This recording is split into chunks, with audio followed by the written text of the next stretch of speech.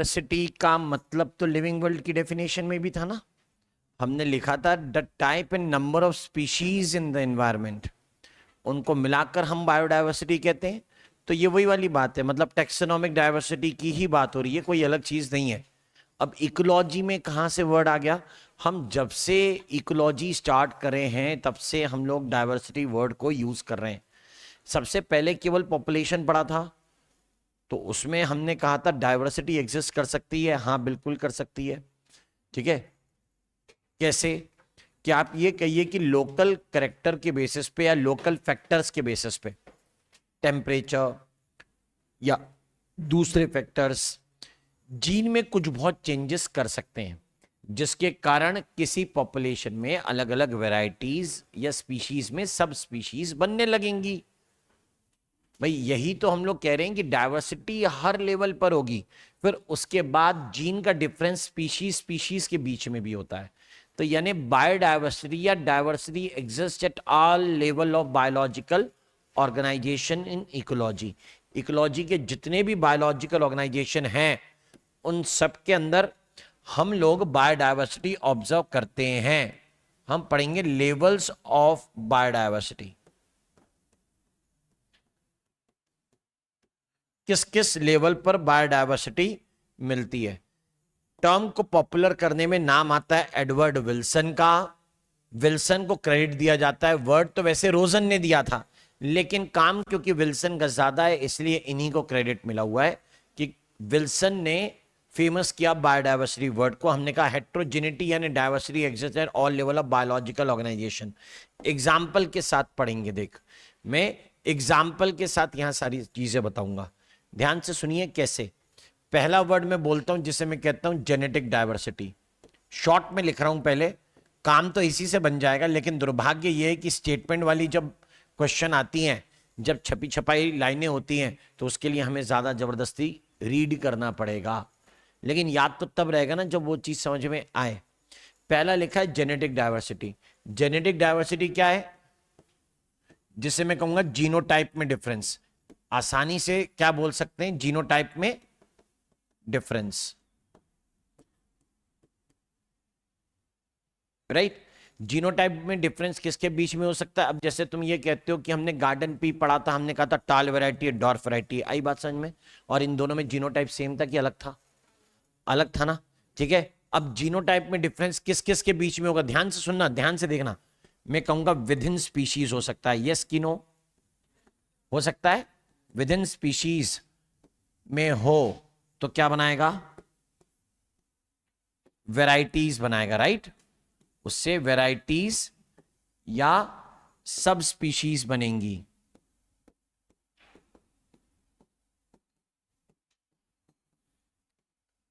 इन्हें इकोलॉजी में इकोटाइप कहा गया है।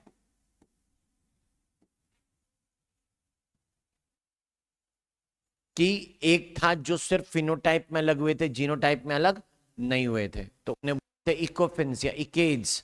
ये जीनोटिपिकली भी क्या हो गए? अलग, तो इन्हें क्या बोला जा रहा है? इकोटाइप। ये एक बात। फिर रुक सुन, एक और चीज भाई, स्पीशीज के अंदर तो जीनोटाइप अलग होते ही हैं। अब मटर राजमा से अलग है, बोलो हाँ। किस बेस पे अलग है? मॉर्फोलॉजी में। और व्हाट अबाउट जीनोटाइप? अलग ही होंगे, तभी तो मॉर्फोलॉजी बदली होगी। तो यानी जेनेटिक डाइवर्सिटी जो है वो सिर्फ स्पीशीज के लेवल पर नहीं होती है, ठीक है? वो सिर्फ स्पीशीज के लेवल पर नहीं होती है, वो इसके अलावा इससे ऊपर के लेवल पर भी होगी। मतलब different species in the genus, different genera in the family. Okay, कोई ऑप्शन देके पूछेगा जेनेटिक डाइवर्सिटी कहां एग्जिस्ट करती है, ऑप्शन देगा स्पीशीज के बीच, स्पीशीज के अंदर, नंबर दूसरा स्पीशीज के बीच में, दोनों कैसे? करेक्ट, ठीक है, ये बिल्कुल ही सही बात है। विद इन स्पीशीज हुई, और नंबर दो इन बिटवीन स्पीशीज भी हुई।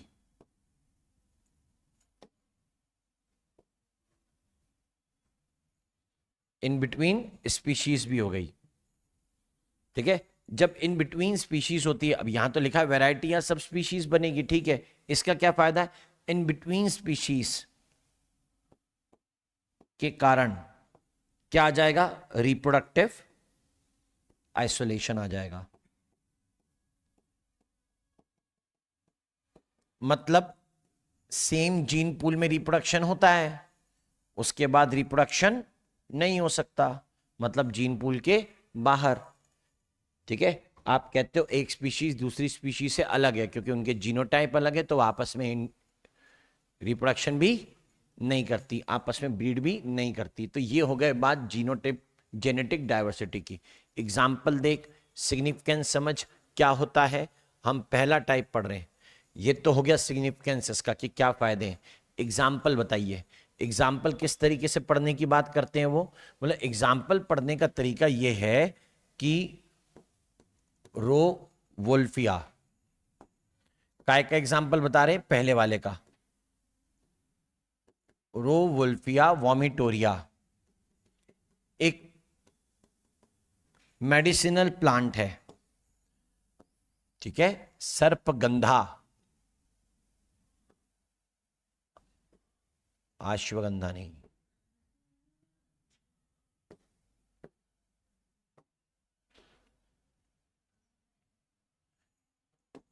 राउ वोल्फिया वॉमिटोरिया, मैं कह रहा हूं मेडिसिनल प्लांट, मेडिसिनल प्रोडक्ट मिलता है इससे, उसका नाम है री सरपाइन।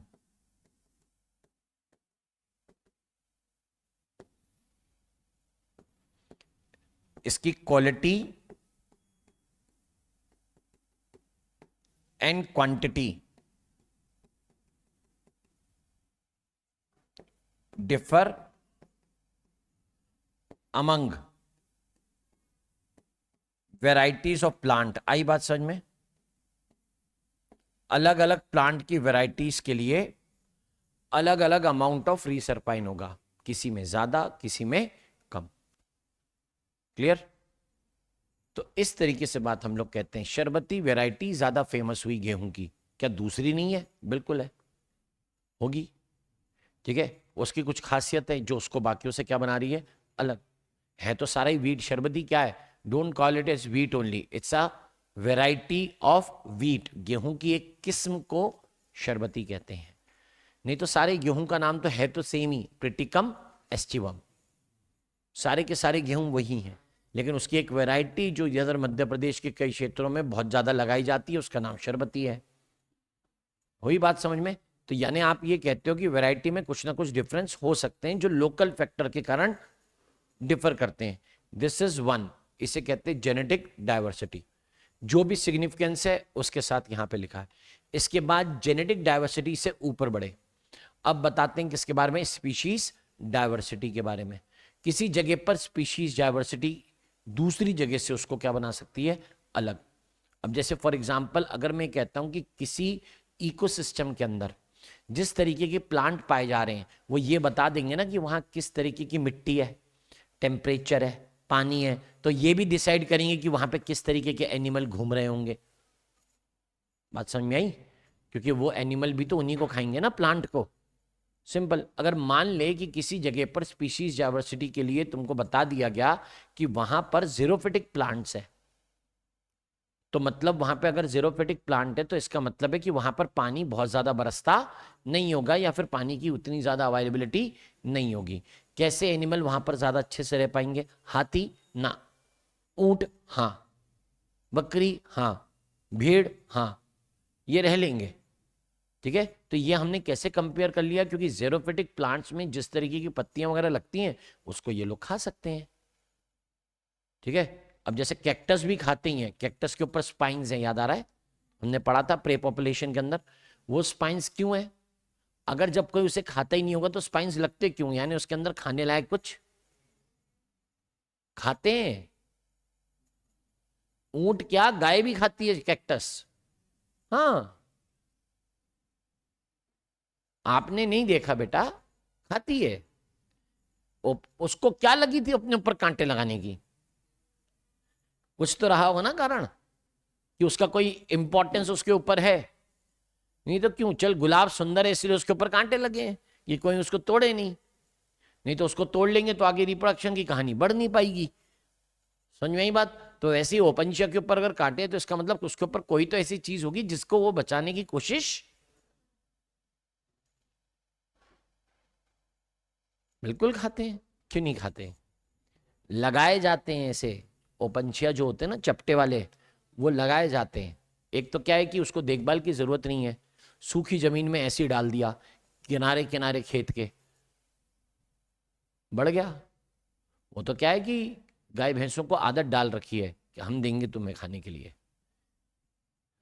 इसलिए वो नहीं खा रहे। नहीं तो देखना आपको मिल जाएगा, बहुत बहुत कॉमन चीज, इतनी बहुत अनकॉमन नहीं है, खाए जाते हैं कैक्टस। हम्म।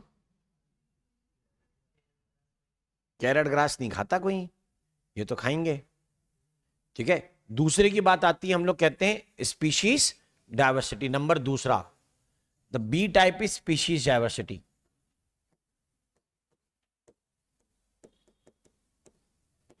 जो दूसरा बता रहे हैं वो स्पीशीज डाइवर्सिटी में आता है। अब जब मैं कह रहा हूं किसी जगह स्पीशीज डाइवर्सिटी ज्यादा है, तो पिछले चैप्टर में हमने बहुत कुछ पढ़ा यार, बहुत सीख लिया पिछले चैप्टर में हमने इस बारे में। डिब्बा सफेद बनाया था? नो, इट्स नॉट सफेद, इट्स पीला। तो बोल रहे स्पीशीज डाइवर्सिटी के बारे में बात बताइए। स्पीशीज डाइवर्सिटी को कैसे मेंशन करूंगा मैं? मतलब बहुत सिंपल है, kinds of species in the ecosystem, kinds of taxonomic species.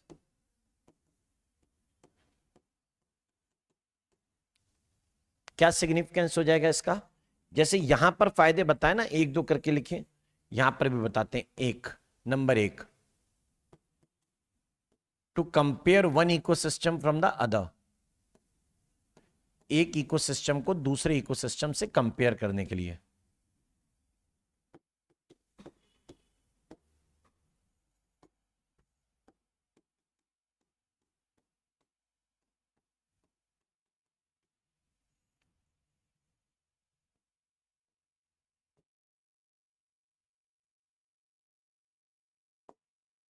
Example बोल रहे हैं, वेस्टर्न घाट्स ऑफ इंडिया, मतलब महाराष्ट्र कर्नाटका से होकर श्रीलंका की तरफ जाते हुए Western Ghats of India are more diverse then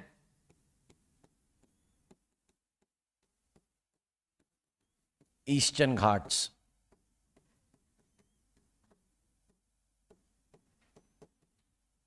one. दूसरा देख, पिछले चैप्टर में मैंने पढ़ा था जहां पे डाइवर्सिटी ज्यादा थी वहां पे प्रोडक्टिविटी ज्यादा। बात याद आ रही है? ठीक है, याद आई ये चीज? ठीक है, तो हम लोगों ने ये चीज पढ़ी थी, हमने कहा था इसके बारे में, तो बता दे रहा हूं यहां पे।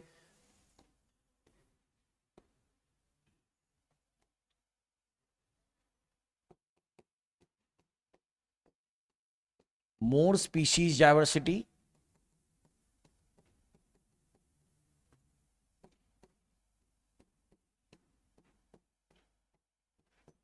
more productivity of ecosystem.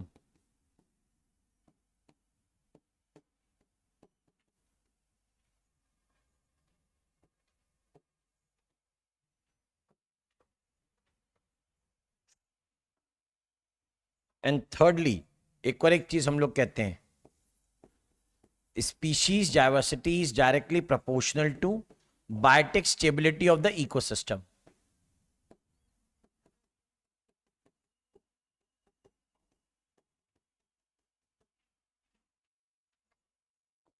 जितनी ज्यादा डाइवर्सिटी उतनी ज्यादा स्टेबिलिटी।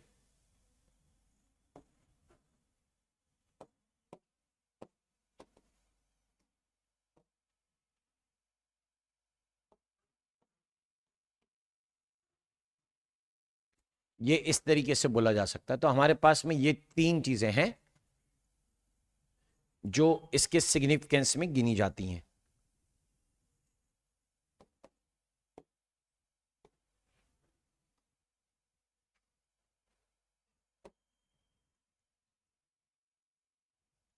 राइट, ऐसा याद रखें। ओके। तो ये चीजें हम लोग स्पीशीज डाइवर्सिटी है, इसका एग्जाम्पल भी बताओ, प्रूफ करो। करते हैं, हमारे पास एग्जाम्पल है ना। जैसे एक एग्जाम्पल आता है, मैं कहता हूं पेनिसिलियम है। अब पेनिसिलियम के लिए कहते हैं कि भाई उसकी अलग अलग स्पीशीज है। कौन सी अलग अलग स्पीशीज होती है इसकी? भाई एक होता है पेनिसिलियम नोटाटम, एक का नाम पेनिसिलियम नोटाटम है, और दूसरी है पेनिसिलियम क्राइजोजेनम।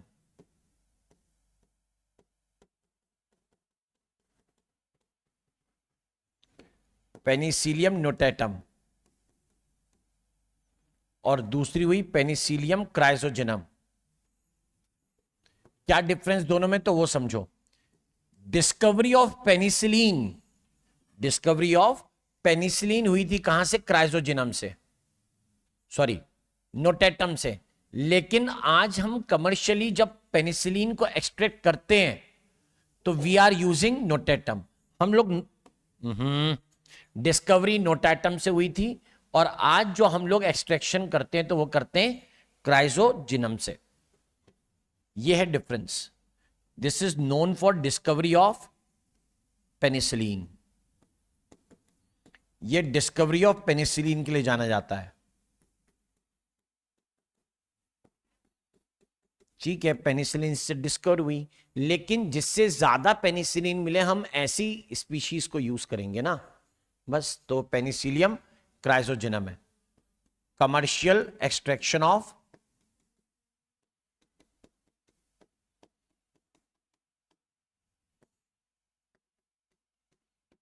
पेनिसिलिन।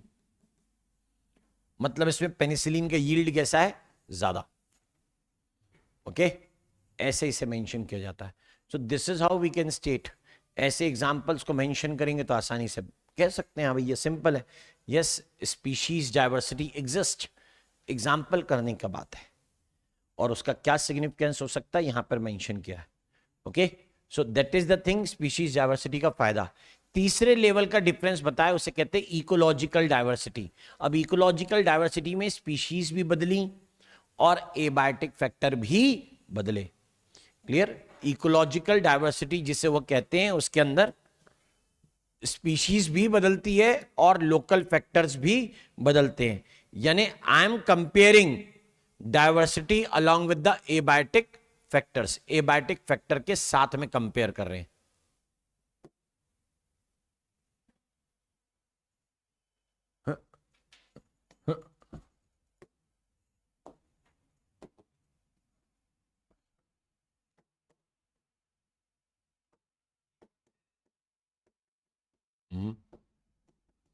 क्या भाई?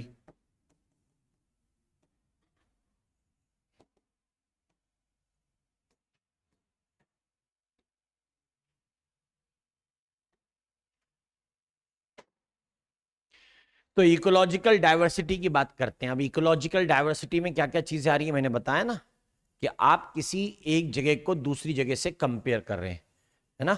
एक को दूसरी जगह से जब कंपेयर करते हैं तो उसमें इकोलॉजिकल डाइवर्सिटी का नाम आता है।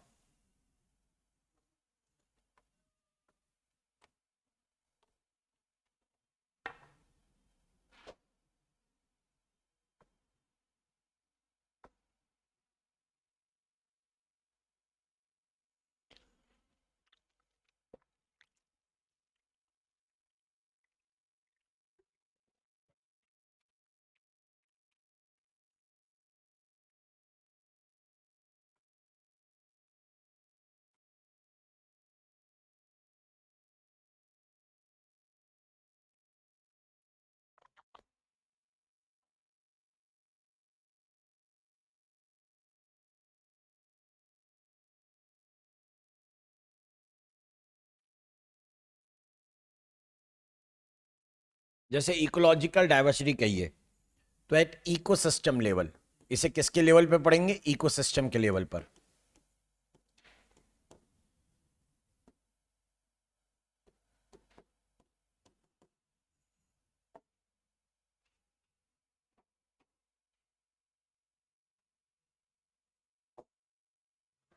India has more diversity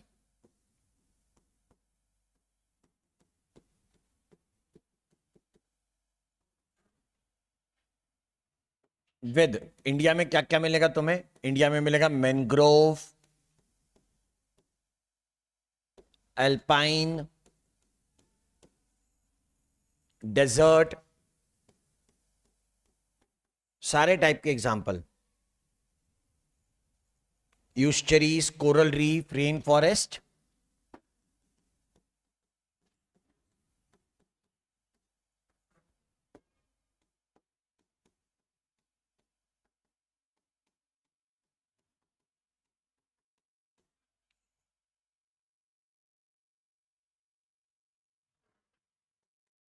wetland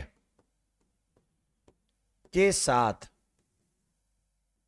एक minute, India is more diversity with mangrove, alpine, desert, rain forest, coral reef, estuary, wetland as compare to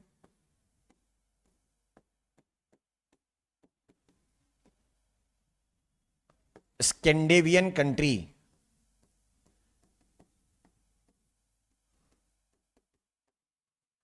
Norway. तो नॉर्वे के कंपैरिजन में इंडिया में ज्यादा डाइवर्सिटी है। अब मुझे ये रीजन पता करने हैं कि कैसी जगह में डाइवर्सिटी ज्यादा होती है और कैसी जगह में डाइवर्सिटी कम। मुझे ये चीजें रिलेट करके निकालनी है। अब जैसे स्कैंडिनेवियन कंट्री नॉर्वे, एवोल्यूशन में पढ़ा स्कैंडिनेविया नाम तुम्हें कभी? पढ़ा। अरे हाँ रे,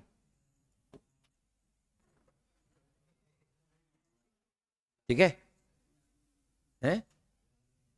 याद नहीं आ रहा है। अच्छा, ऐसा कुछ पढ़ा था, धरती का एक ही पीस था, टुकड़े हुए थे। अब तो कहीं आ रहा होगा याद, अलग अलग हिस्से में इथोपिया आता है, एशिया आता है, ऐसा कुछ तो भी। क्या? हाँ, ऐसे ऐसे हिस्से हैं। यूरोप, जिस पार्ट से यूरोप नहीं बना था कि इसके हिस्से में कौन आया या इसके हिस्से से जो बना, ठीक है, यूरोप तो उसके बाद बना है ना। वो कुछ पढ़ा होगा ना, वैसे वैसे ही, वही। तो ये कोई कंट्री नहीं है आज, ये है कंट्री, ये तो एक टुकड़ा है, राइट। वो धरती का एक टुकड़ा था, जब पहले पूरी की पूरी धरती जुड़ी हुई थी तो उसमें से एक पीस जो था वो ये था, ठीक है। तो ये कह रहे हैं कि वहां पर डाइवर्सिटी कम है और इंडिया में डाइवर्सिटी ज्यादा है। हमें रीजन पढ़ने हैं कि ऐसा क्या कारण होता है कि बायोडाइवर्सिटी की वैल्यू कुछ जगह पर ज्यादा आ रही है, कुछ जगह पर कम। तो हम इसके बारे में पढ़ना चाहते थे।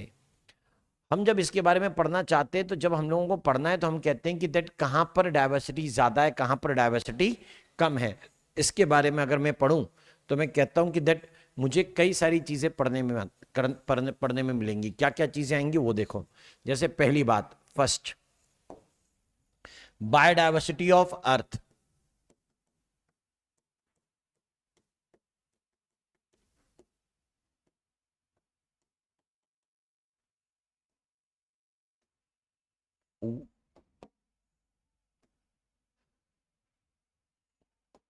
तो बायोडाइवर्सिटी ऑफ अर्थ के बारे में कुछ बात चली और कुछ बताया गया बायोडाइवर्सिटी के बारे में।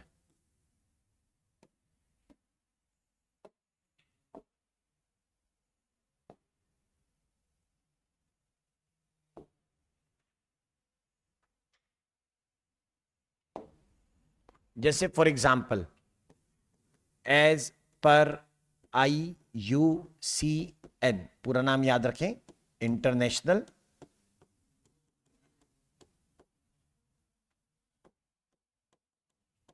Union for Conservation of Nature and Natural Resources.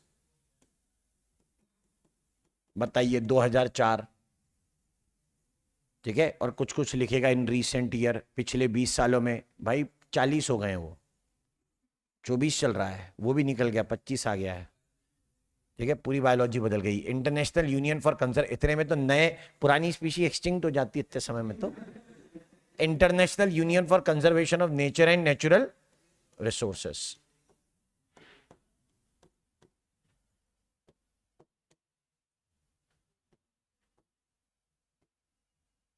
तो International Union for Conservation of Nature and Natural Resources, जब ऐसे कहा जा रहा है तो वो कहते हैं कि international Union for Conservation of Nature and Natural resources क्या कहेंगे, ठीक है। उसके बारे में देखें, उनके अकॉर्डिंगली कितनी स्पीशीज नोन है और कितनी नहीं। इनके हिसाब से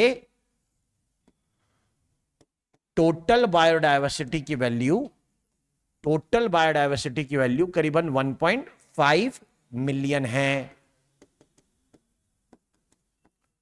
total biodiversity is 1.5 million species.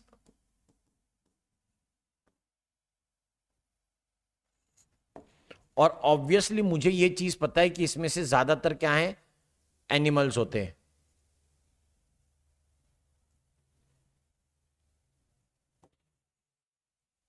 About these 1.5 million species वो ये कहते हैं for plant and animal groups,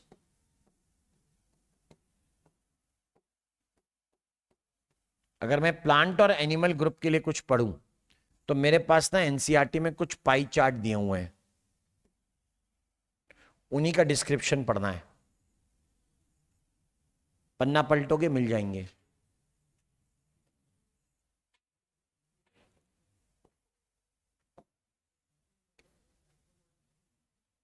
देख रहे हैं?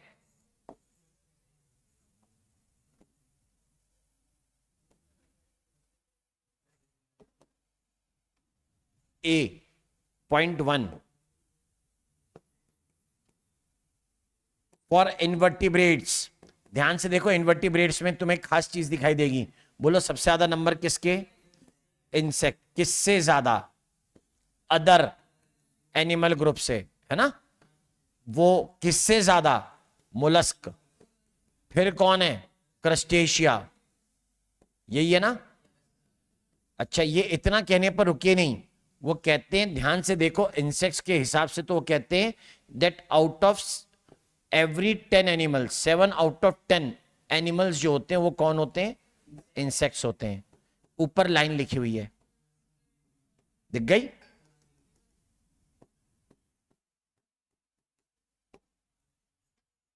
मैं बता रहा हूं ना, 1.7 मिलियन एक्चुअल वैल्यू है।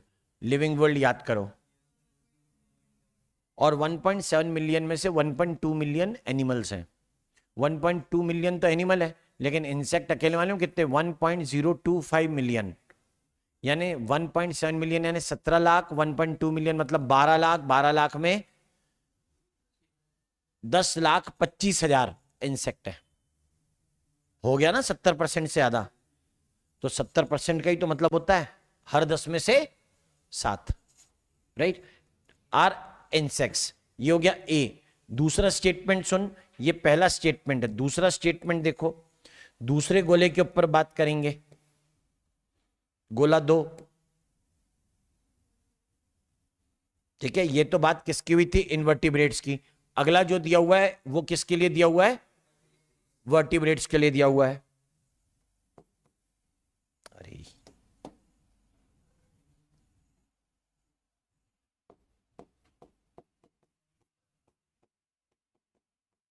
वर्टिब्रेट्स में क्या क्या बातें दी गई हैं उसको ऊपर ध्यान दो। वर्टिब्रेट्स में वो ये बात कहते हैं कि सबसे ज्यादा नंबर किसका है? फिशेस। फिशेस किससे ज्यादा है? बर्ड्स से। बर्ड्स से ज्यादा है। बर्ड्स के बाद नंबर है रेप्टाइल, और उसके बाद जो नंबर है ना वहां थोड़ा सा धोखा है, इसलिए मैं क्या करता हूं, मैमल कॉमा कॉमा डाल रहा हूं, ठीक है। और ग्रेटर देन स्मॉलर देन नहीं।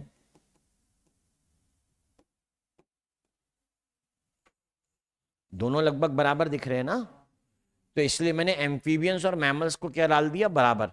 ये हम लोग उन पाई चार्ट से समझ सकते हैं। ठीक, रुको, ये तो हो गया एक।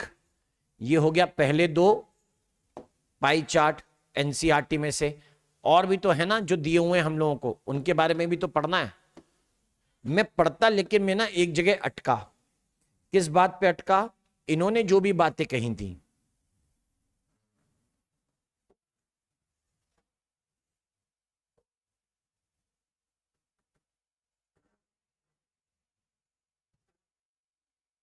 ये बोर्ड अटक क्यों रहा है? ये आज फंसाने वाला है मुझे।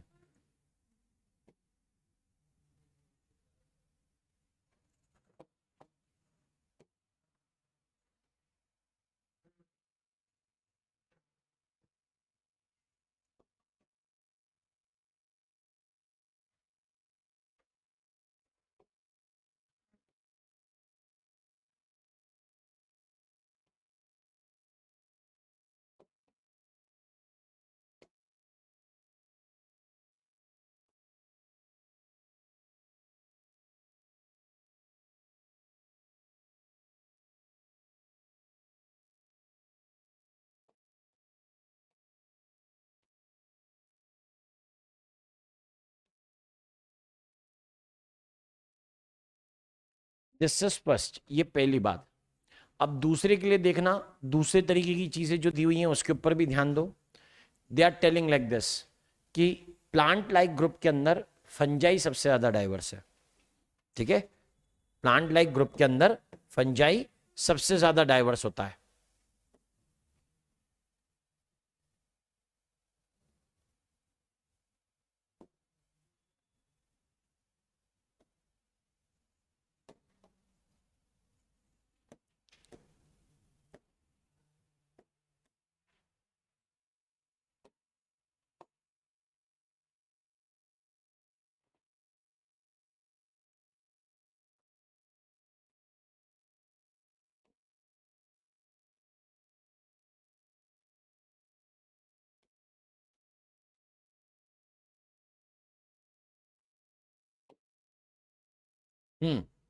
नंबर नेक्स्ट, अगर मैं फंजाई अकेले को लूं तो उसकी डाइवर्सिटी सारे के सारे एनिमल से ज्यादा है।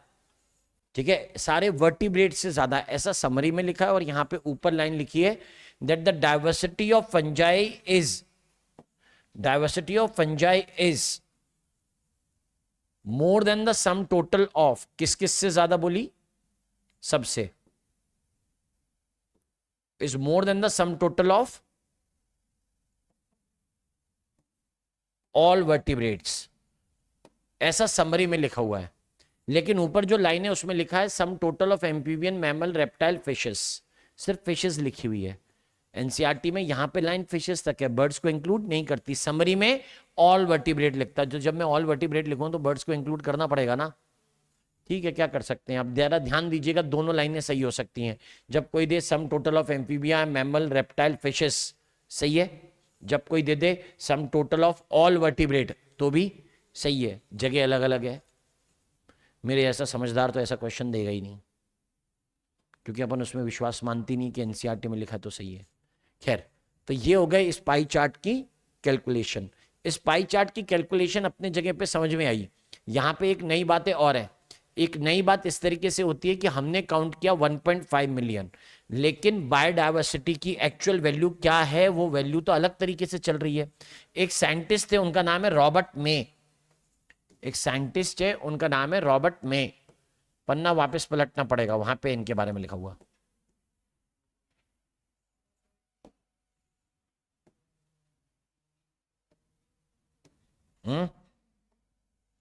क्या कह रहे हैं रॉबर्ट में,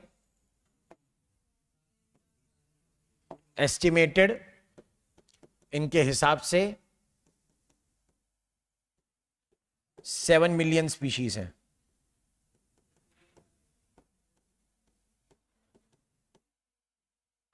तो अगर मैं 7 मिलियन स्पीशीज की बात करता हूं तो इसका मतलब तो ये हुआ कि अभी तक लोगों को जितनी पता है वो कितनी है, केवल 1.5, यानी 21%। 7 मिलियन स्पीशीज, अगर इसकी बात को सही मान लो, अब ये होगा जो होगा, अपने को क्या करना, प्रधानमंत्री हो चाहे, ठीक है। इसका मतलब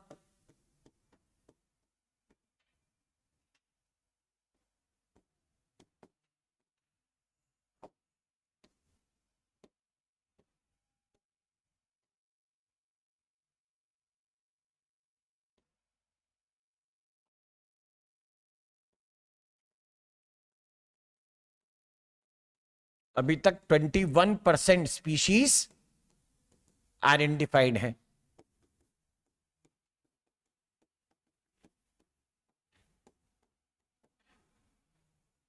21% कैसे निकाला भाई, 1.5 of 7।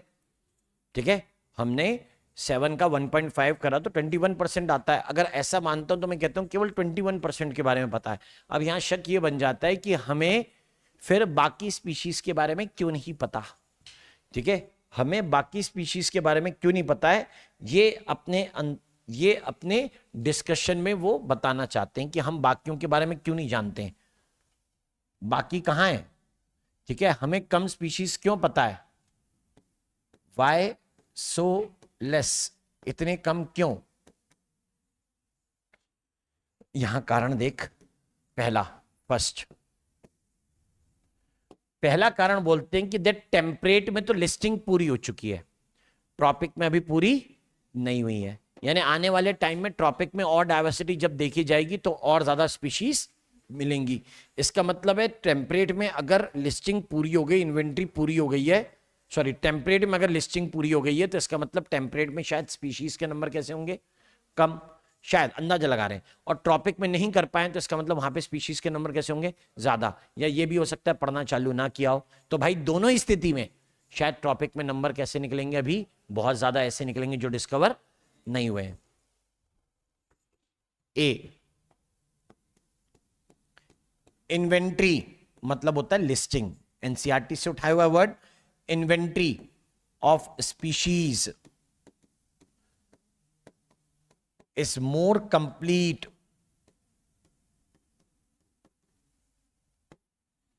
in temperate than tropics.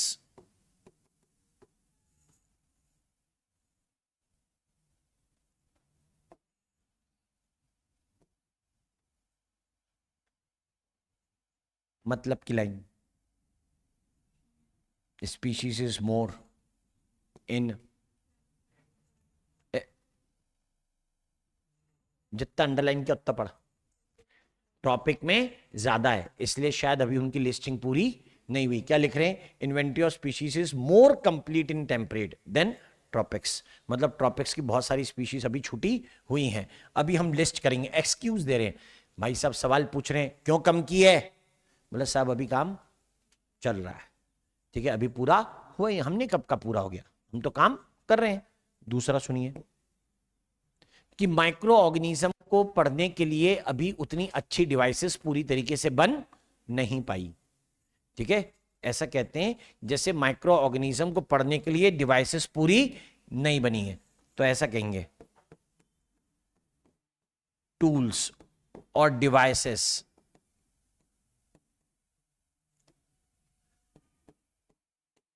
required to study microbes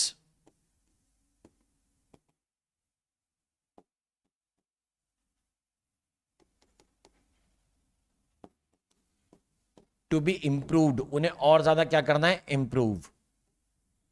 कि जिस दिन तुम माइक्रोब्स को ऐड कर लोगे ना उस दिन ये नंबर अपने आप बहुत ज्यादा बढ़ जाएगा, ठीक है, ये ऐसी बात कहते हैं, ठीक है। तो हम लोग इनकी बात के ऊपर एग्री करते हैं। सवाल ये आ जाता है कि डाइवर्सिटी ज्यादा ट्रॉपिक में क्यों है, ठीक है। पीछे नाम आया था इकोलॉजिकल डाइवर्सिटी में, जहां पर हम लोगों ने लिखा था कि इंडिया में स्कैंडिनेवियन कंट्रीज से ज्यादा डाइवर्सिटी है। फिर हम लोगों ने यहां अभी लिखा कि ट्रॉपिक्स में स्पीशीज ज्यादा है, तो हमें रीजन निकालना है कि ट्रॉपिक में स्पीशीज ज्यादा क्यों है, ठीक है। जरा देखते हैं, समझते हैं इसके बारे में कि क्या क्या चीजें हो सकती हैं, देखें।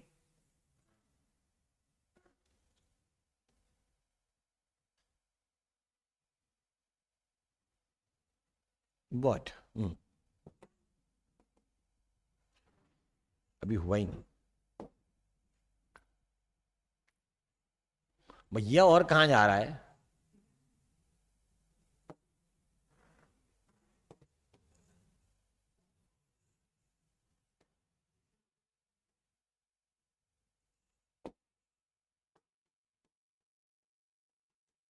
फिर सारे सारे मुझे बोलते हैं सर आप बोर्ड्स को बहुत ज्यादा यूज करते हो तो इसलिए वो हैंग करने लग जाते हैं।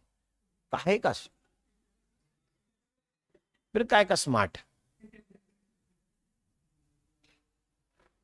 ये सारे लोग आके बोलते हैं सर आप ऐसी सी चीज चलाते हो बोर्ड में, हमें भी नहीं पता।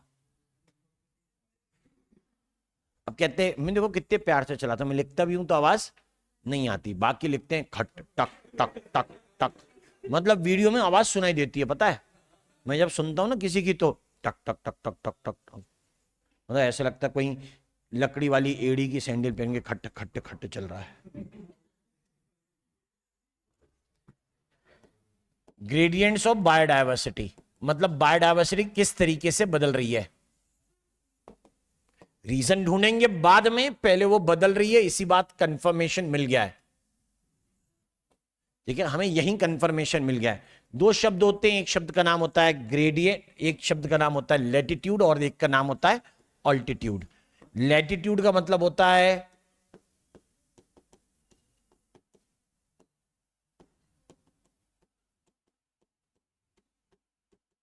लैटिट्यूड का मतलब होता है अर्थ का स्ट्रेटिफिकेशन, ट्रॉपिक से टेम्परेट की तरफ जाना, फिर पोल की तरफ जाना, फिर नीचे ट्रॉपिक से टेम्परेट की तरफ, पोल की तरफ जाना। यानी वो ट्रॉपिक ऑफ, या फिर आप कहते हैं कैप्रिकॉन, कैंसर, इसके बीच में कौन आता है? ट्रॉपिक्स। इससे ऊपर ऊपर क्या जाते हैं?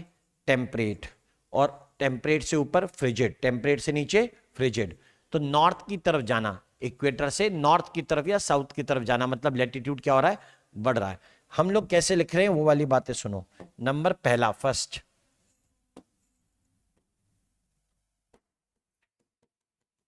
लैटिट्यूड इंक्रीजेस, लैटिट्यूड इंक्रीज हुआ, बायोडायवर्सिटी डिक्रीज हुई।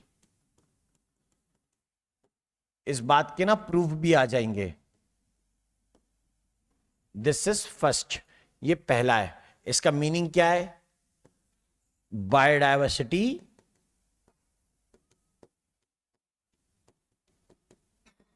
डिक्रीजेस फ्रॉम इक्वेटर, इक्वेटर को लिखते हैं 0 डिग्री, टुवर्ड्स पोल, पोल को लिखते हैं 90 डिग्री, राइट। और दूसरा सुन, ये हो गया एक। दूसरा सुनिएगा,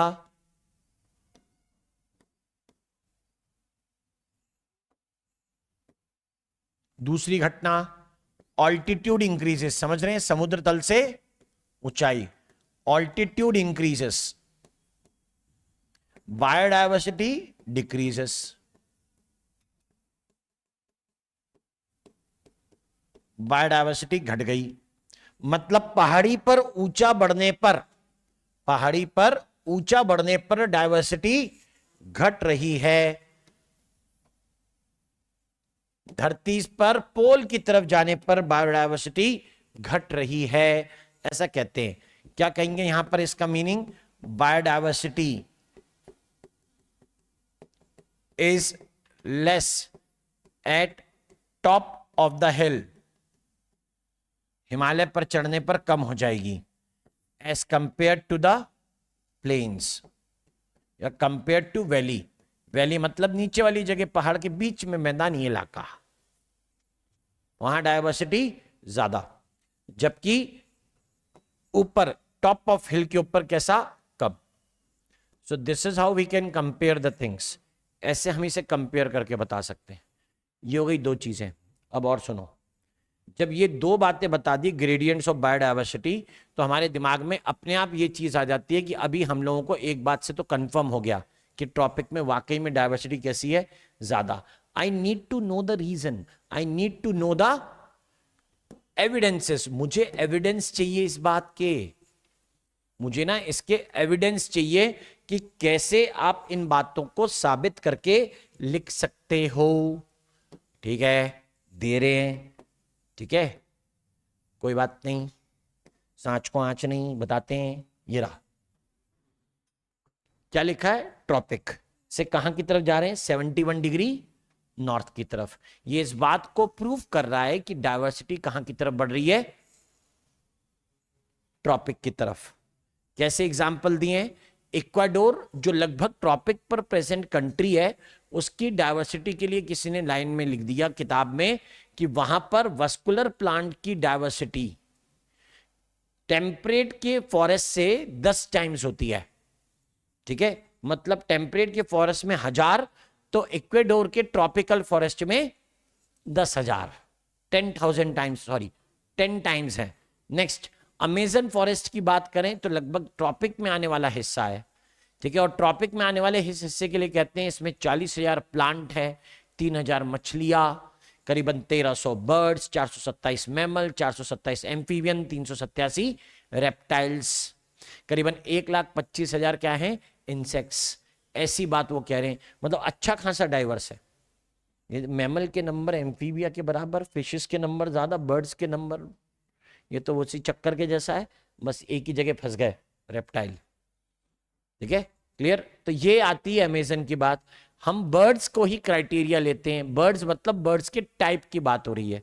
तो एग्जाम्पल आता है कोलंबिया का जिसमें 1400, जबकि इंडिया के अंदर करीबन 1200 टाइप के बर्ड्स मिलते हैं। और न्यूयॉर्क जो नॉर्थ पोल की तरफ पहुंच रहा है, देख 41 डिग्री, वहां पर केवल 105 टाइप के बर्ड्स मिलते हैं। और जिसे ग्रीनलैंड कहते हैं वो जगह केवल 56 टाइप ऑफ बर्ड्स के लिए जानी जाती है। देखना बर्ड की डाइवर्सिटी पोल से इक्वेटर, सॉरी इक्वेटर से पोल की तरफ क्या हो रही है, कम। डाइवर्सिटी एक्चुअली में कम हो रही है, ये सिर्फ प्रूफ देता है। पूरी लिस्टिंग यहां पर आपको दी हुई है। चलो और भी सुनो। इतनी सब चीजें बोली तो लोगों ने मेरे से पूछा कि ये बताओ कि फिर कौन सी ऐसी बात है जिसके बेसिस पे ट्रॉपिक्स के अंदर आपको डाइवर्सिटी ज्यादा मिलती है। कुछ बातें तो पिछले चैप्टर में ही पढ़ चुके हैं कि ट्रॉपिक्स में डाइवर्सिटी ज्यादा क्यों। कुछ याद आ रहा है? अरे बेटा प्रोडक्टिविटी ज्यादा, ये मत कहना न्यूट्रिएंट ज्यादा, ना ना ना ना ना, न्यूट्रिएंट ज्यादा तो प्रोडक्टिविटी ज्यादा हो कह सकते हैं, ठीक है। लेकिन ये मत कहना कि प्रोडक्टिविटी ज्यादा है, सॉरी कि न्यूट्रिएंट ज्यादा है तो डाइवर्सिटी ज्यादा है, ऐसा जरूरी नहीं होता।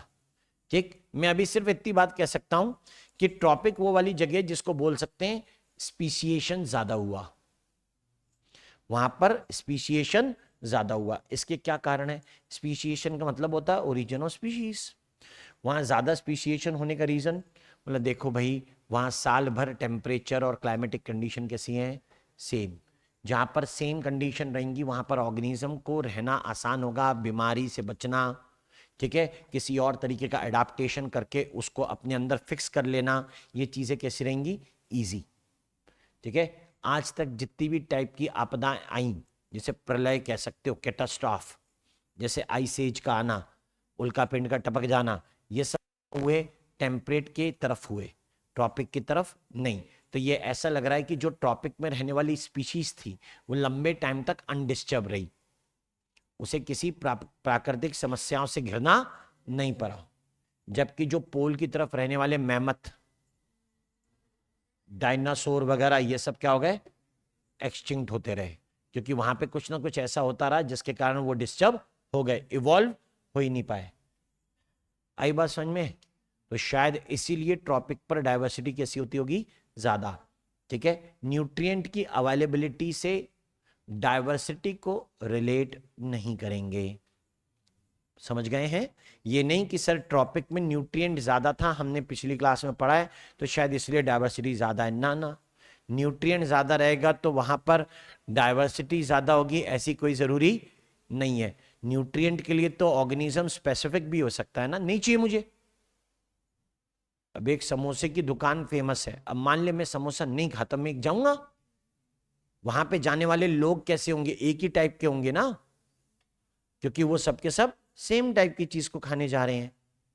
हुई बात क्लियर? ठीक है, अब अगर कहीं पे 25 टाइप की डिशें मिलती हो, वहां पर जब लोग जाएंगे तो अंदर जाते हुए आदमी के बारे में तुम कह नहीं सकते कचौड़ी खाएगा, गोलगप्पे खाएगा, दही बड़े खाएगा, समोसे खाएगा, थाली खाएगा, ठीक है, छोले भटूरे खाएगा। मतलब वहां पर थोड़ी कॉम्प्लेक्सिटी कैसी है, ज्यादा, क्योंकि वैरायटी है। तो ये वही बात बोल रहा हूं ना कि न्यूट्रिएंट का ज्यादा होना डाइवर्सिटी को सपोर्ट करेगा, नहीं पता, राइट? न्यूट्रिएंट के ज्यादा होने से डाइवर्सिटी होगी ऐसा कोई जरूरी नहीं है। इसका एक बहुत बढ़िया एग्जांपल है, हमने जब बायोलॉजिकल क्लासिफिकेशन पढ़ा था तो हमने एल्गल ब्लूम पढ़ी थी।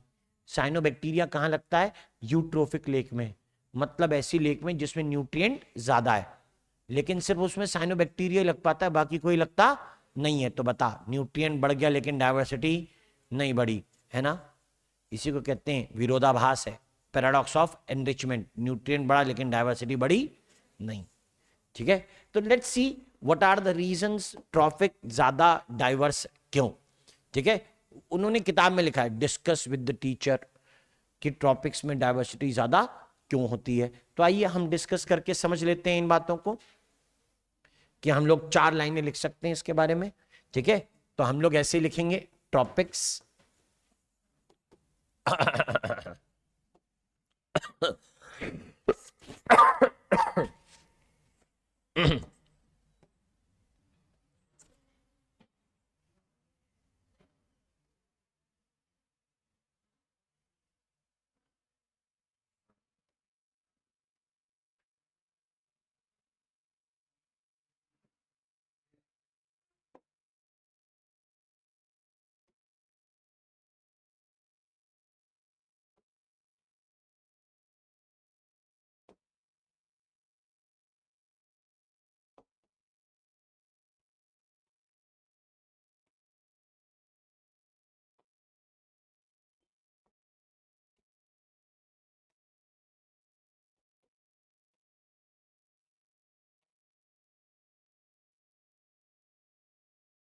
मैं हिंदी में लिखूंगा, लिखता है क्या ये?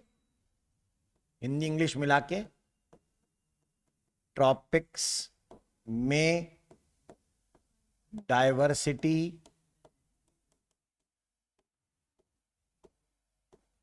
ज्यादा, मुझे नहीं लग रहा कर पाएगा। तुमसे हो पाएगा स्मार्ट बोर्ड? मैंने कहा था तुमसे, समझ गए? स्कीम लगा ली भैया, नहीं हो पाएगा। हैं? एआई नहीं चल रहा है।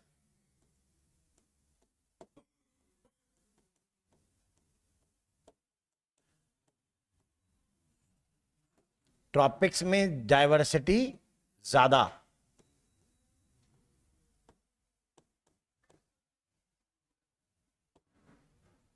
ठीक है?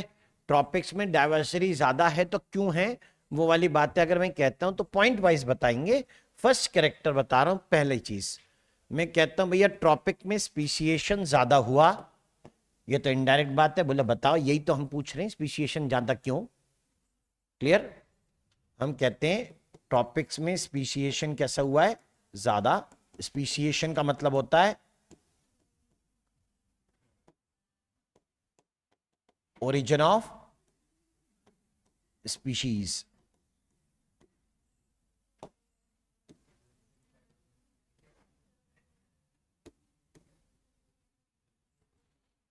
पहला कैरेक्टर बता चुके। दूसरा, second reason that we say environmental disturbances वहां पर ज्यादा नहीं हुए हैं। Environmental disturbances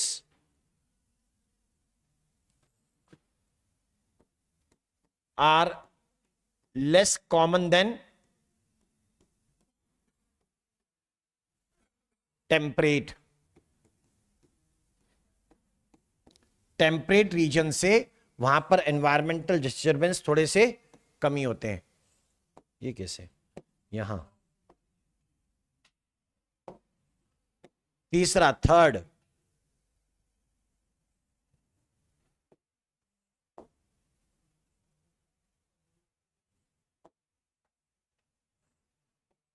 almost same availability of light and temperature throughout the year.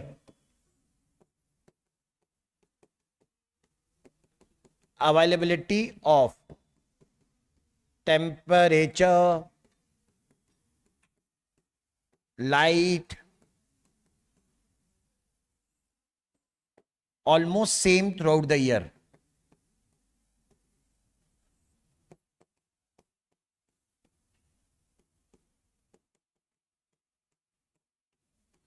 इसको ऐसा समझो जैसे यहां प्रोडक्टिविटी के फैक्टर नहीं बदल रहे हैं, ठीक है? इसलिए डाइवर्सिटी भी बदल नहीं रही है। चौथी बात जो लिख रहा हूं ना उसको मानना ही नहीं है। चौथी बात लिख रहा हूं उसको मानना नहीं है। समझ गए?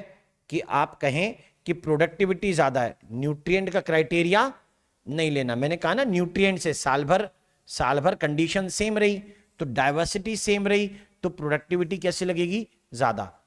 ट्रॉपिक्स या tropical forest are more productive. जब मैं मोर प्रोडक्टिव पे जाता हूं तो लोगों को शक होता है कि प्रोडक्टिविटी का कारण क्या होता है? न्यूट्रिएंट। पिछली क्लास 4 गोले ध्यान दें, ठीक है? हम लोगों ने बात कही थी प्रोडक्टिविटी ज्यादा मतलब वहां पर ज्यादा क्या है?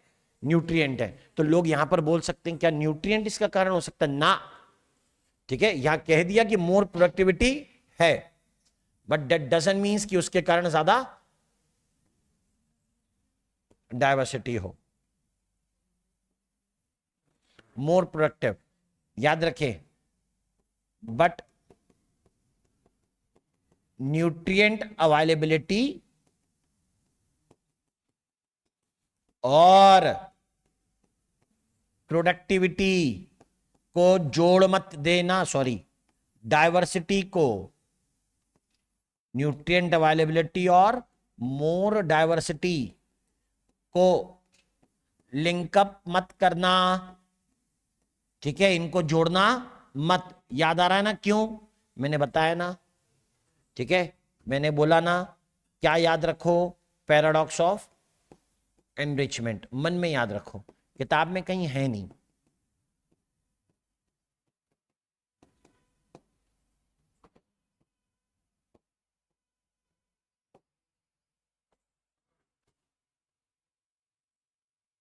राइट, तो लोगों को होने लगी दिक्कत, बोला क्या किसी जगह की डाइवर्सिटी इसलिए ज्यादा है कि वो प्रोडक्टिविटी ज्यादा है, लोग इस तरीके की बातें करने लगते।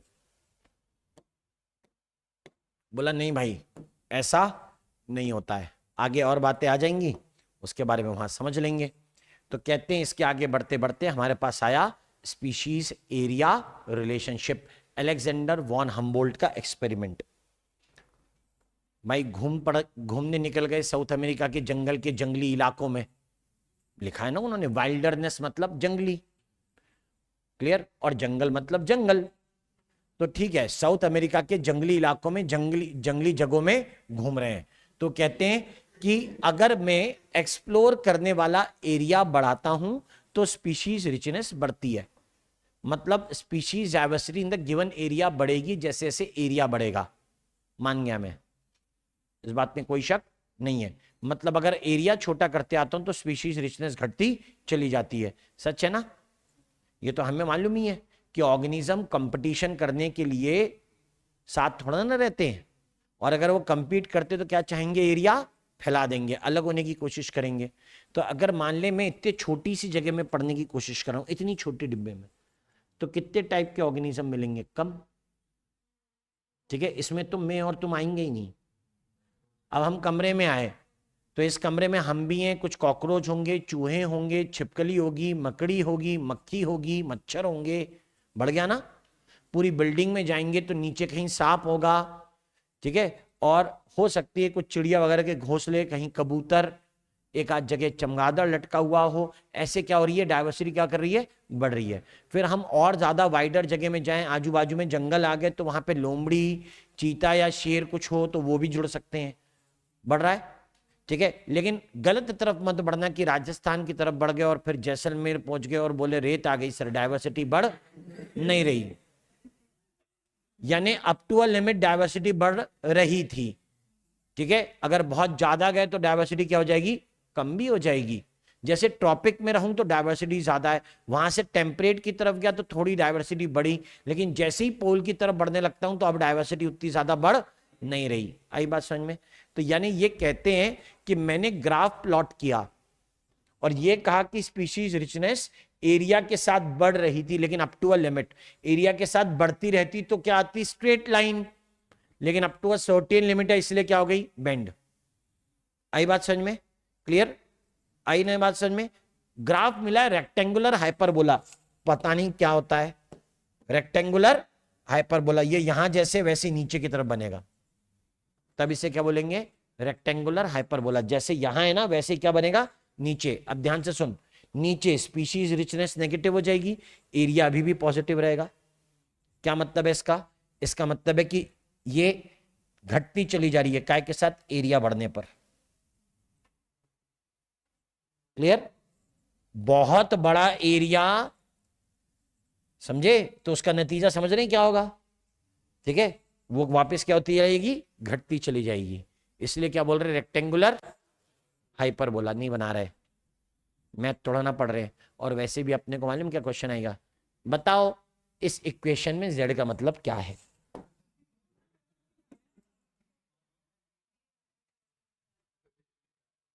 समझे, जैसे पीछे पढ़ा था ना पन्नों के ने, N T is equal to N naught E की पावर आर टी। आर निकालिए, नहीं नहीं, ई बताइए कि ई क्या है, समझे ऐसा।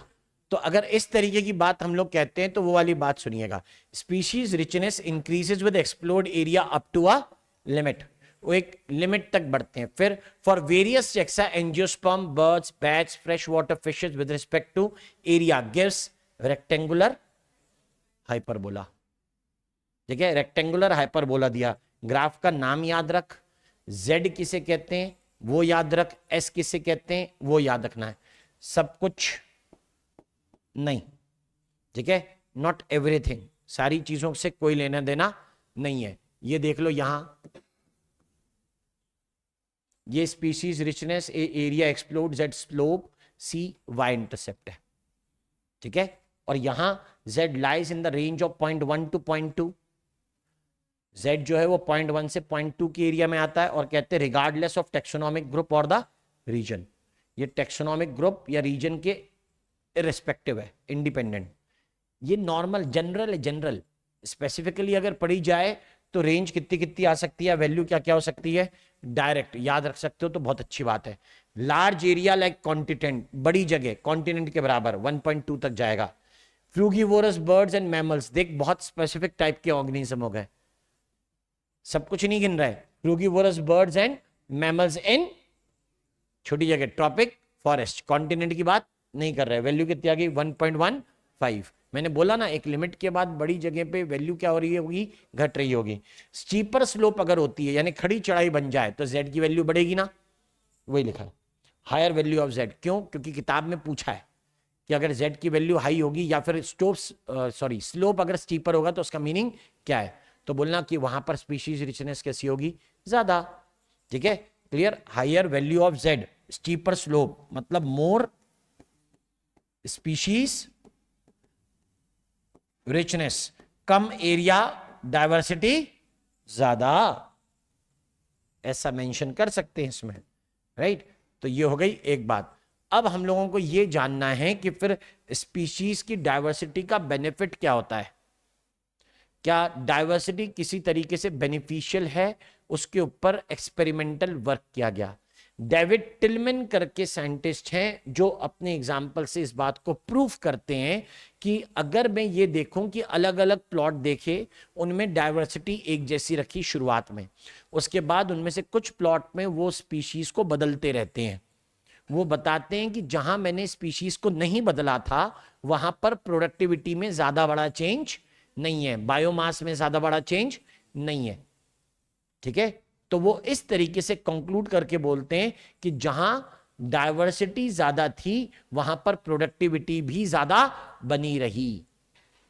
उनके दोनों पॉइंट याद रखिए, डेविड टिलमैन्स आउटडोर प्लॉट्स। एक और सुनिए, पॉल एरलिच स्टैनफोर्ड यूनिवर्सिटी के फॉलोअर प्रोफेसर, और उनका कहना अलग ही तरीके का नहीं, बहुत ही सिंपल तरीके का। हम लोगों ने वर्ड भी पहले पढ़े, बोलते हैं हर स्पीशी का अपना एक खास इंपॉर्टेंस है। तुम उसके नंबर कम या ज्यादा, ऑर्गेनिज्म का साइज छोटा या बड़ा, इस बेसिस पर उनके इंपॉर्टेंस को नहीं आंक सकते, ठीक है। इकोसिस्टम में सब जरूरी है, सब कुछ ना कुछ कर रहे होंगे, तुम किसी को भी गैर जरूरी नहीं बोल सकते, यूजलेस नहीं बोल सकते। बोले ये बिल्कुल वैसी बात है जैसे हवाई जहाज, जिसे उन्होंने इकोसिस्टम के बराबर बताया कि ऊपर विंग्स होते हैं, ठीक है, उसको उड़ाने के लिए, तो बोलते हैं कि ऐसे ही इकोसिस्टम को संभालने के लिए होती है कीस्टोन स्पीशीज, जिनके नंबर कम है, जैसे पंख दो, जिनके नंबर कम है लेकिन इंपैक्ट कैसा है, ज्यादा, ठीक है। और वो बोलता है उसी तरीके से हर स्पीशीज पूरे इकोसिस्टम को आपस में जोड़े रखने का काम कर सकती है। तो मेटल की शीट को या किसी दो टुकड़ों को आपस में जोड़ने के लिए यूज किया जाता है रिवेट। रिवेट समझते, बैग के कंधे वगैरह में लगाने वाला या बेल्ट के हुक को लगाने वाला, ठीक है, वही, हाँ रिवेट, हाँ हम कुछ भी बोलते हो, होता रिवेट है, ठीक है, RIVET, उसे लगाया और ऐसे ठोक दिया, वो चपटा हो जाता है, the next time you have to break it, आप उसे ब्रेक करेंगे, ठीक है। तो रिवेट ऐसा भी है कि जैसे वो बस होती है मेटल बॉडी से बनी हुई है या ऐसी किसी चीज से बनी हुई है, तो उन मेटल शीट को आपस में जोड़ने के लिए भी तो कुछ यूज हो रहा है, क्या, रिवेट। तुमने वो उखाड़ा, शीट अलग होने लग गई, जैसे रिवेट को उखाड़ोगे शीट अलग होने लग गई, हवाई जहाज उड़ रहा है, नीचे आ जाएगा, है ना, वो नीचे आने लगेगा। और अगर जो तुमने कीस्टोन को हटाया, तो जब पंख नहीं होगा हवाई जहाज काहे का, बिना पंख के हवाई जहाज होता ही नहीं, उड़ता ही नहीं, ठीक है। तो ये उसी तरीके से सबके इंपॉर्टेंट बता रहे। वर्ड देखो ना क्या लिखा, रिवेट पॉपर, पॉपर का मतलब उखाड़ने वाला, ठीक है, रिवेट पॉपर का मतलब है उखाड़ने वाला, पॉपर मतलब उखाड़ने वाला। तो अगर तुम किसी को वहां से हटा रहे होगे तो इसका मतलब है कि उसका इंपॉर्टेंस कम कर रहे होगे। ठीक उसी तरीके से कि हवाई जहाज को बनाने वाली शीट को जोड़ने वाले रिवेट तुमने उखाड़े, उसी तरीके से तुमने अगर स्पीशीज को गायब किया इकोसिस्टम से, तो वो हवाई जहाज के नाम पर चलने वाली इकोसिस्टम कैसी हो जाएगी, ढेर। वो हवाई जहाज बचेगा नहीं, वैसा हम लोग कहते हैं। ठीक, तो क्वेश्चन यही हो सकता है, ज्यादा कंपिटेंस बेस पे होगा, that according to rivet popper hypothesis of Paul Ehrlich Stanford ecologist, ecosystem किसके बराबर है, एयरप्लेन। टेक्सोनॉमिक स्पीशीज के बराबर कौन, रिवेट्स। और सबसे सिग्निफिकेंट, अपने साइज छोटा होने के बावजूद अपने इंपैक्ट के लिए ज्यादा बड़ी जाने वाली कीस्टोन स्पीशीज क्या है, विंग्स। ठीक है, ऐसा सीधे पूछेंगे। तो मुझे ये बात कही गई कि इस तरीके से मुझे बायोडायवर्सिटी का इंपॉर्टेंस समझ में तो आ रहा है। अब अगर बायोडायवर्सिटी नहीं रहेगी तो क्या होगा, ठीक है, बायोडायवर्सिटी नहीं रहेगी तो क्या होगा, तो कहते हैं biodiversity is often related to biotic stability of ecosystem. ठीक है, ऑफन रिलेटेड कहां लिखा है, खा गए। एक काम करते हैं, इधर आओ, ये रखा, ये लिखा, एनसीईआरटी के ही वर्ड से उठा के लिखेंगे हम लोग। ये पहले भी लिख चुका हूं, स्टेबिलिटी वाली बात, स्टेबिलिटी वाली बात पहले भी लिख चुका हूं। हेंस लॉस ऑफ बायोडायवर्सिटी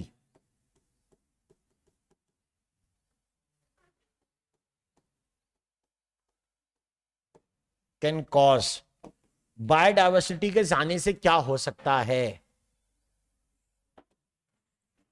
ठीक है, बायोडायवर्सिटी के जाने से क्या हो सकता है, वो वाली बातें बता रहा हूं। किताब की ही लाइनें हैं, ठीक है, एक अलग जगह पे उन्होंने लिखी है, कोई बात नहीं, हम उन सबको एक जगह पे ले आएंगे। पहली बात सुनना, पहली बात सुनिए, ये अक्सर माना गया, ऐसा मैंने कहा भी, दैट स्पीशीज डायवर्सिटी या बायोडायवर्सिटी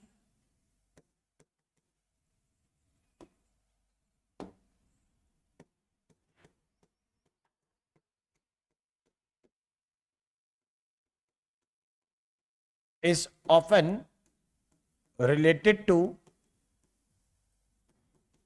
बायोटिक स्टेबिलिटी। सच है। तो मुझसे यह कहा जा रहा है कि अगर वो नहीं मेंटेन कर पाए, हम बायोडायवर्सिटी को मेंटेन न कर पाए,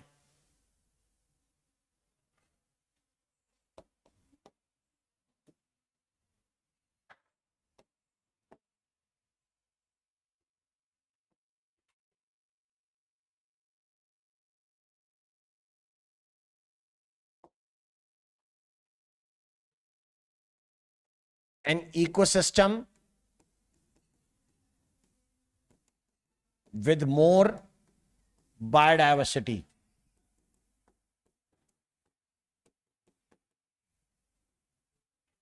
will show a high biotech stability. किसी भी चीज का थ्रेट वहां पर कैसा होगा, कम। इन्फेक्शन का, डिस्ट्रक्शन का थ्रेट कैसा रहेगा, कंपैरेटिवली लेस। नंबर दूसरा, हाई रिजाइलेंस। रिजाइलेंस का मतलब क्विक रिकवरी, रिजाइलेंस का मतलब quick recovery, resilience, get back into original shape, पुराने की तरह होना, ऐसा मेंशन करते हैं, राइट, ये ऐसे मेंशन किया जाता है। पैराग्राफ वहां देखो एनसीईआरटी में, जहां पर उन्होंने मेंशन की हुई है इविल क्वार्टेट या लॉस ऑफ बायोडायवर्सिटी नाम की हेडिंग, उससे ऊपर 3 पॉइंट लिखे, ए बी सी, मिले, A B C, page number 264, पुरानी NCERT, 264 number, left hand side में, हैबिटाट लॉस से ठीक ऊपर। ये नई वाली है, पुरानी वाली थी? अबे 246 ही तो होगी। तेरे कितने नंबर पेज चल रहा है? तो नहीं है ना बे,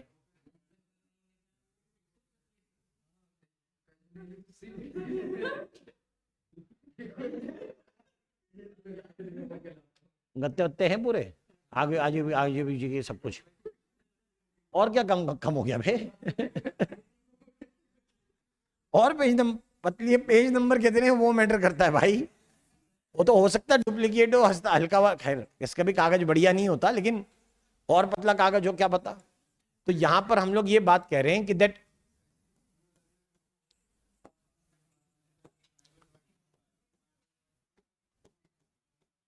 लॉस ऑफ बायोडायवर्सिटी के कारण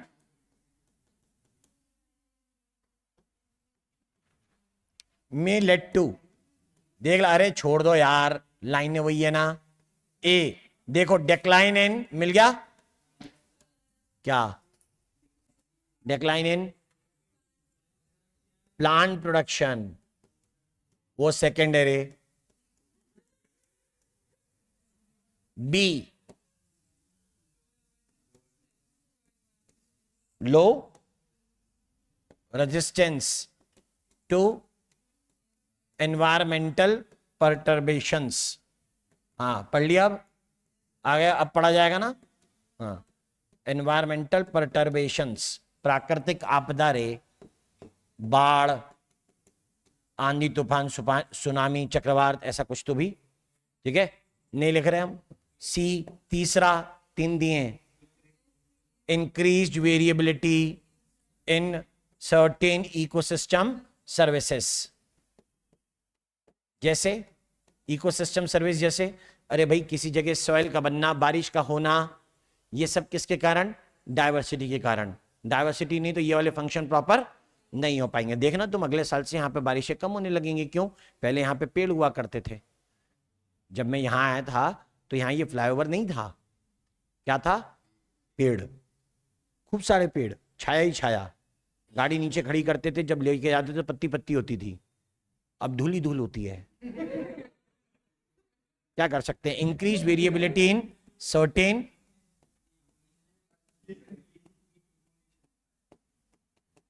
हाँ, ये मानव विकास है, प्रकृति का विकास नहीं है। मानव विकास या प्रकृति का विध्वंस, जो भी हो, कैसा भी हो। मतलब हम लोग जब उस बिल्डिंग में अंदर बैठे रहते थे तो ट्रैफिक की आवाज हमारे कानों तक नहीं आती थी, ठीक है। इसका क्या फायदा होता है? इसे हम लोग कहते हैं ग्रीन मफलर। मफलिंग समझते हैं? मफलिंग, साउंड को रोकने के लिए मफलिंग यूज की जाती है। हमने कान पे कुछ लगा लिया तो जब हवा नहीं आएगी तो आवाज भी नहीं आएगी। तो ग्रीन मफलर जो होती है ना, ग्रीन बेल्ट जिसे कहते हैं सड़क के किनारे, उसके दो पर्पस होते हैं। एक प्रदूषण को कम करना, दूसरा आवाज को रोकना, उसके अवरोध को क्रिएट करना, बैरिकेड क्रिएट करना कि शोर ज्यादा फैले नहीं, ठीक है। ये फायदे होते हैं उसके। Increase variability in certain ecosystem services, ये इसकी प्रॉब्लम्स हैं। हमें जानना है reason for the loss of biodiversity. हमें reason for the loss of biodiversity पढ़ने, ठीक है, हम लोग वही पढ़ लेंगे।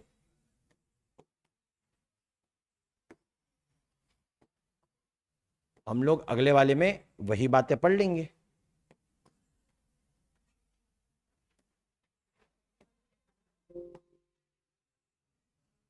मंडे नहीं है क्लास, ट्यूसडे है।